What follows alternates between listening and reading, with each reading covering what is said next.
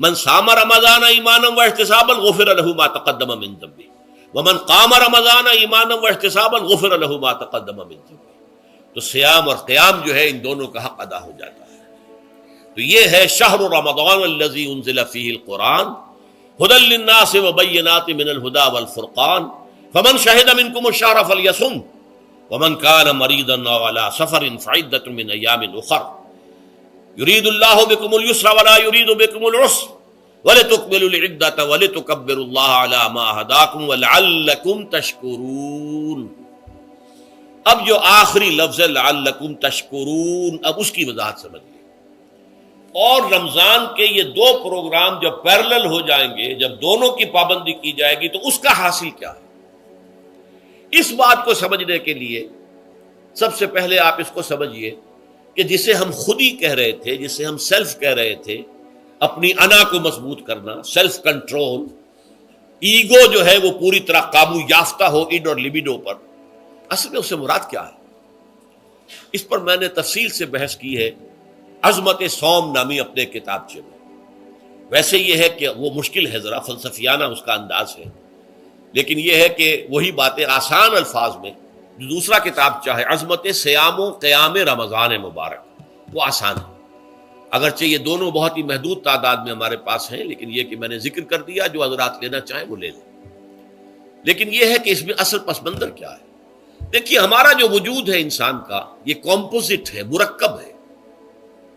ہمارے دو وجود ہیں جو جوڑ دیے گئے. کیسے جوڑ دیے گئے ہم نہیں جانتے، لیکن ہے دو وجود. ایک وجود حیوانی ہے، میں نے عرض کیا تھا پہلے ہی، ہر انسان ایک حیوان بھی ہے مکمل، سارے حیوانی تقاضے ہمارے اندر بھی ہیں.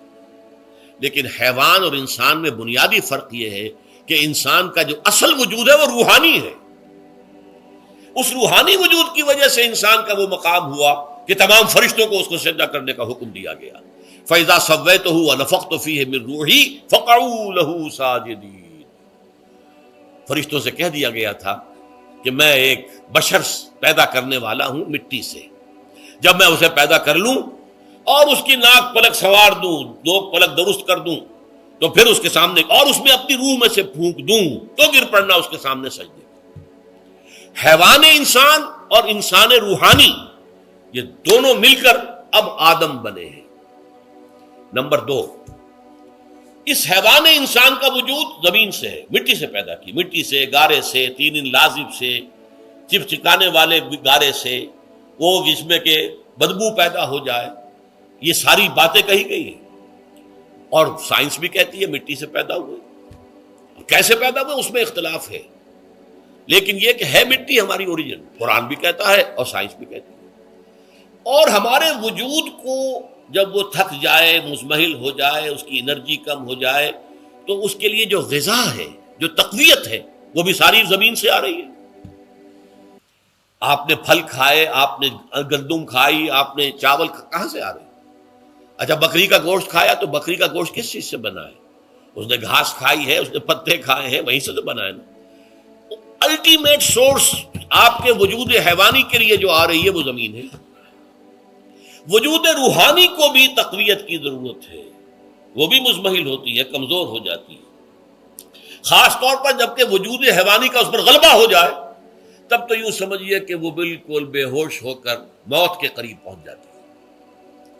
اس کی تقویت، اس کی غذا وہیں سے آئی ہے جہاں سے روح آئی ہے. وہ کلام ربانی ہے، روح ربانی. نفخت فیہ من روحی، من روحی، من روحی، میں پھونک دوں اس میں اپنی روح میں سے. روح کا تعلق ذات باری تعالیٰ کے ساتھ ہے. اسی طرح کلام ربانی کہاں سے آیا ہے؟ اللہ تعالیٰ کے پاس سے آیا. یہ اس کی تقویت کا ذریعہ ہے. اب عام حالات میں کیا ہوتا ہے؟ ہمارا یہ وجود حیوانی چھایا ہوا ہے ہمارے وجود کے اوپر، بیچاری روح جو ہے دبی رہتی ہے، پسی رہتی ہے. اگر خدا نے خواستہ ہم گناہ گار بھی ہیں، گناہ پر گناہ کا ارتکاب کر رہے ہیں، تو وہ روح جو ہے وہ قلب کے آئینے شیشے کے اندر ہے. فیہا مصباح، المصباح فی زجاجہ، الزجاجہ تو کانہا کوکب دری. قلب جو ہے ایک شیشے کے مانند ہے جس کے اندر روح کا چراغ جل رہا ہے. اب اگر یہ اوپر جو شیشہ ہے اس پر دھواں آ گیا، لالٹین کی چمنی پر دھواں آ گیا تو اب روشنی باہر تو نہیں آئے گی۔ اگر انسان گناہ کرتا ہے تو قلب پر رین زنگ آ جاتا ہے، یا حضور نے فرمایا ایک داغ لگ جاتا ہے، اور گناہ کرتا ہے اور داغ لگتا ہے، اور گناہ کرتا ہے اور داغ، یہاں تک کہ بالآخر پورا قلب سیاہ ہو جاتا ہے۔ اب وہ روح اندر بند ہو گئی، وہ دفن ہو گئی۔ اس کے لیے اب ضروری ہے کہ اب ایک پروگرام ایسا دیا جائے جو ریورس ہو جائے۔ دن میں روزہ رکھواؤ تاکہ وہ جو اینیمل انسٹنکٹس ہے وہ دبے، تو جب یہ وزن جو ہے اس کے اوپر کم ہوگا تو کچھ سائی آف ریلیف اسے ملے گی۔ جیسے بے ہوش آدمی پڑا ہے، اسے کوئی ہلکا سا ہوش آ رہا ہے، آپ نے پانی کے کچھ چھینٹے دیے، اس کے بعد آپ نے رات کو کھڑے ہو کر قرآن کے انوار کو اتارا، بارش برس رہی ہے روح انسانی کے اوپر، قلب روحانی، قلب انسانی کے اوپر، جس میں کہ وہ روح جو ہے وہ دفن ہے، وہ زندہ ہوگی اثر نو، ہوش میں آئے گی، اور ہوش میں آئے گی تو دو کام ہوں گے۔ ایک تو اسے قرآن کی عظمت کا احساس ہوگا، یہ قرآن میری حیات تازہ کا ذریعہ بنا ہے، میں دب گئی تھی، میں پس گئی تھی، میں بے ہوش تھی، میں نیم مردہ تھی، اس قرآن کی بارش نے، یہ ترشح جو ہوا ہے مجھ پر، اس نے مجھے حیات تازہ عطا فرمائی۔ یہ جو قدر کا احساس ہوگا قرآن کا، لعلکم تشکرون، تاکہ تم قرآن کی عظمت سے واقف ہو۔ ایک انسان بھوک کی وجہ سے اس کا شوگر لیول اتنا گر گیا کہ بے ہوش پڑا ہوا، اب ظاہر بات ہے کہ آپ اسے کچھ پانی کے چھینٹے دیں گے تو کچھ ہوش میں آئے گا، پھر غذا دیں گے تو اب وہ پوری توانائی پر آئے گا، تو معلوم ہوگا اسے اس غذا کی کیا قدر و قیمت ہے۔ اگر آپ کو بھوک ہی نہیں لگتی تو غذا بے معنی شے ہے، پیاس ہی نہ لگے تو آپ کو کیا معلوم کہ اس پانی کے اندر کتنی بڑی عظمت ہے، یہ میرے لیے کتنا بڑا انعام و احسان ہے اللہ کا۔ وہ تو پیاس پر، جان پر بنی ہوئی ہو، اور پیاس اس وقت آپ کو ایک گھونٹ پانی کوئی دے دے تو آپ کو معلوم ہوگا دنیا و مافیا سے بڑھ کر ہے یہ ایک گھونٹ پانی جو مجھے ملا ہے۔ اسی طرح جب روح دبی ہوئی تھی حیوانی وجود کے بوجھ تلے، جبکہ وہ نیم خابیدہ یا نیم بے ہوش یا بالکل بے ہوش تھی، وہ دن میں تو روزہ رکھ کر اس پر سے حیوانی وجود کا وزن کم کیا گیا، اسے ایک ریلیف ملی۔ رات کو قرآن مجید کے انوار و برکات اس میں جذب کیے گئے تو اس کو پوری توانائی حاصل ہوئی۔ اس پوری توانائی کا پہلا نتیجہ تشکر، قرآن کا شکر، الحمدللہ الذی انزل علی عبدہ الکتاب ولم یجعل لہ عوجا۔ پھر وہ قلب کی گہرائیوں سے نکلے گا، سارا شکر اس اللہ کے لیے جس نے اپنے بندے پر صلی اللہ علیہ وسلم کتاب نازل کی، اور اس میں کوئی کجی نہیں رکھی، کسی طرح کی ایش پیش نہیں۔ یا تبارک الذی نزل الفرقان علی عبدہ لیکون للعالمین نصیرا، بڑی بابرکت ہے وہ ذات جس نے اپنے بندے پر فرقان نازل فرمایا تاکہ وہ تمام جہان والوں کے لیے نذیر اور خبردار کرنے والا بن جائے۔ یہ قرآن کی عظمت کا احساس، اور ظاہر بات ہے جس قدر کسی نعمت کی قدر و قیمت کا احساس ہوگا اسی قدر تو آپ شکر ادا کریں گے۔ اگر آپ نے کسی بچے کے ہاتھ پر ہیرا رکھ دیا، اسے کیا پتا یہ ہیرا کس بلا کا نام ہوتا ہے، وہ سمجھے گا کانچ کا ٹکڑا ہے۔ لیکن اگر کوئی واقعتاً کوئی جوہر شناس ہو، جوہری ہو، اس کو آپ ہیرا دیں گے تو اسے معلوم ہے کہ مجھے کیا چیز دی گئی ہے، اس کے اندر جو شکر پیدا ہوگا وہ اس بچے کے اندر تو نہیں پیدا ہو سکتا جسے معلوم ہی نہیں۔ تو قرآن مجید کی اصل عظمت سے انسان واقف کب ہوگا؟ جبکہ اس کے ذریعے سے اس کی روح کو ایک حیات تازہ مل جائے، اور اس طرح وہ پروگرام ریورس ہو جائے جو عام طور پر چل رہا تھا، ساری توجہ اپنے جسم پر، اس کے تقاضوں پر۔ جسم میں تھوڑی سی پھنسی نکل آئی ہے، بھاگ رہے دوڑ رہے ہیں اس کے علاج کے لیے، کوئی اور مرض لاحق ہو گیا، بھاگ رہے ہیں دوڑ رہے ہیں اس کے علاج کے لیے، بڑی بڑی فیسیں بھی دے رہے ہیں، ساری جسم کی پرواہ ہے، روزانہ نہا رہے ہیں اور اچھے سے اچھا صابن لا کر نہا رہے ہیں، وہ جسم کی پرواہ ہے نا، اس کی دیکھ بھال ہے، روح کی طرف توجہ ہی نہیں۔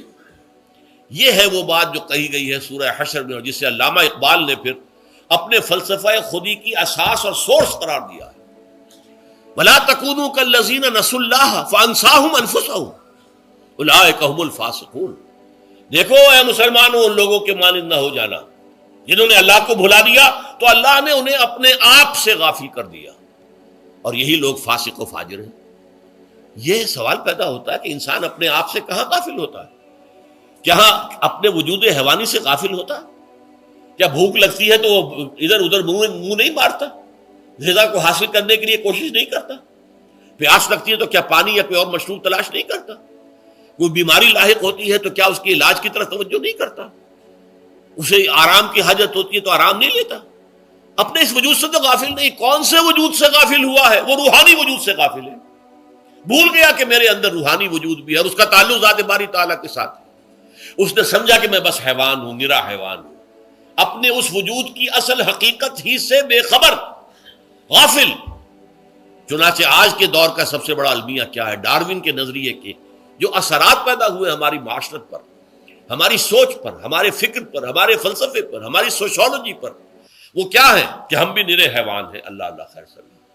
یہ سب سے بڑی محرومی ہے اس دور کی کہ انسان اپنے اصل شرف سے خود ہی مستعفی ہو گیا. ہمارا کوئی وجود ہے ہی نہیں روحانی وغیرہ. روح کسے کہتے ہیں ہم نہیں جانتے، بس یہ جسم ہے.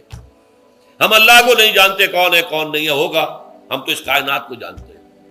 ہم روح سے واقف نہیں، ہم تو اپنے جسم کو واقف. آخرت سے ہم ہمیں کچھ پتہ نہیں، شاید ہو شاید نہ ہو، کچھ پتہ نہیں، لیکن یہ زندگی تو ہے، اسے ہم جانتے ہیں. یہ ہے آج کے انسان کا سب سے بڑا المیہ. اور یہ ہے ماس اسکیل کے اوپر ارتداد، ذہنی طور پر مرتد ہو چکے ہیں. انسانوں کی عظیم اکثریت مرتد ہو چکی ہے. یہ ہے در حقیقت کہ روزہ جو ہے اس پروگرام کو آ کر ریورس کرتا ہے. دن میں کھانے پینے، جنسی تقاضے پر پابندی، وہ وجود حیوانی کا وزن کچھ کم ہے. روح جو دبی ہوئی تھی، یا سسک رہی تھی یا بے ہوش تھی یا نیند مردہ تھی، اسے کچھ ریلیف ملا.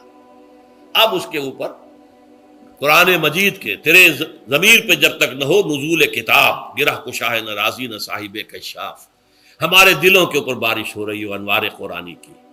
وہ ظاہر بات ہے کہ بغیر سمجھے تو نہیں ہوگی بارش. وہ تو آپ کچھ سمجھ رہے ہوں گے تو بارش ہوگی، ورنہ تو یہ ہے کہ ٹھیک ہے میں پہلے بھی عرض کر چکا ہوں آپ کو ثواب تو ملے گا، لیکن یہ ہے کہ وہ اصل مقصد قرآن کی عظمت کا قلب کی گہرائیوں سے اعتراف جو ہے، اور اس پر اللہ کا شکر تو ادا ہوگا. لعلکم تشکرون، جبکہ قرآن مجید جو ہے آپ کے قلب کے اوپر نازل ہے، اس کا مفہوم نازل ہے. اچھا، اس کا دوسرا نتیجہ کیا نکلتا ہے؟ جب وہ روح جو ہے وہ ہوش میں آئے گی، اس کو حیات تازہ مل گئی، وہ اپنے اصل مرکز اور منبع اور سرچشمہ کی طرف جو ہے متوجہ ہوگی. عربی زبان کا ایک مقولہ ہے، کل شیء یرجع الی اصلہ، ہر شے اپنی اصل جڑ کی طرف جو ہے لوٹتی ہے. ہمارا وجود حیوانی زمین سے زمینی کی طرف لوٹتا ہے، یعنی مرنے کے بعد زمینی میں چلا جائے گا. اور نمبر دو، دنیا میں بھی زمینی خواہشات، زمینی تمنائیں، آرزویں وہ ہیں. ولکنہ اخلد الی الارض، جیسے کہ سورہ وہ کہا گیا ہے بلعام بن باعورہ کے بارے میں سورہ اعراف میں، وہ تو زمین ہی کی طرف دھنستا چلا گیا. ہماری روح کا منبع اور سرچشمہ ذات باری تعالیٰ ہے، وہ امر رب ہے، لہذا فوراً انسان اپنے رب کی طرف متوجہ ہوتا ہے. یہ اللہ کی طرف متوجہ ہو جانا اور پھر اس سے ہم کلام ہونا اور اس سے دعا کرنا، یہ ہے روزے کا اصل مقصد. جب سیام اور قیام رمضان مبارک کا دوہرا پروگرام ہوگا تو روح انسانی یا انسان کا حیوانی وجود اپنے مرکز کی طرف مائل پرواز تھا. حسن، اس کو کہہ لیجئے اپنے مرکز کی طرف مائل پرواز ہے. روح ہر شے اپنی اصل کی طرف لوٹتی ہے، لہذا یہ اللہ کی طرف متوجہ ہوگی. یہ اللہ تعالیٰ کی طرف متوجہ ہونے کا معاملہ دنیا میں رہا ہے کہ لوگ کہیں جنگلوں میں جا کر تپسیائیں کر کے، غاروں میں بیٹھ کے، بڑی بڑی ریاضتیں کر کے کیا چاہتے تھے؟ مجھ کو ہے تیری جستجو، مجھ کو تیری تلاش ہے. خالق میرے کہاں ہے تو، مجھ کو تیری تلاش ہے. میں نے یہ نظم جو ہے تقریباً 6 سال جو ہے ہر روز صبح، ہمارا جو ہائی اسکول تھا اس میں جو صبح پریئر ہوتی تھی، لوگ سب جمع ہوتے تھے، پورا اسکول جو ہے اس کے ہمارے طلبا، تو یہ نظم جو ہے پڑھی جاتی تھی. مجھ کو ہے تیری جستجو، مجھ کو تیری تلاش ہے. خالق میرے کہاں ہے تو، مجھ کو تیری تلاش ہے. روح انسانی چاہتی ہے اللہ کا تقرب، اللہ کے قریب ہونا، اللہ سے رشتہ استوار کرنا. یہ وجود حیوانی حائل ہے اس کے راستے میں. یہ حیات دنیاوی اس کے لیے پنجرا بن گئی ہے. اس روح کے لیے یہ ایک در حقیقت ایک قید خانہ ہے. جیسے کہ حضور نے فرمایا کہ دنیا سجن المومن و جنت الکافر، مومن کے حق میں یہ دنیا قید خانہ ہے، اس کی روح جو ہے یہاں آ کر اس جسد حیوانی کے اندر جو ہے وہ دفن ہو گئی ہے، قید خانہ ہے، اس پنجرے میں بند ہو گئی ہے۔ تو لیکن وہ کافر کے لیے یہی باغ و بہار ہے، یہیں پر عیش کرنے ہیں، یہیں پر مزے لوٹنے ہیں۔ تو اس سے اگر حقیقت ریلیف ملتا ہے تو انسان متوجہ ہوتا ہے اللہ کی طرف اور دعا کرتا ہے اللہ سے ہم کلام ہو۔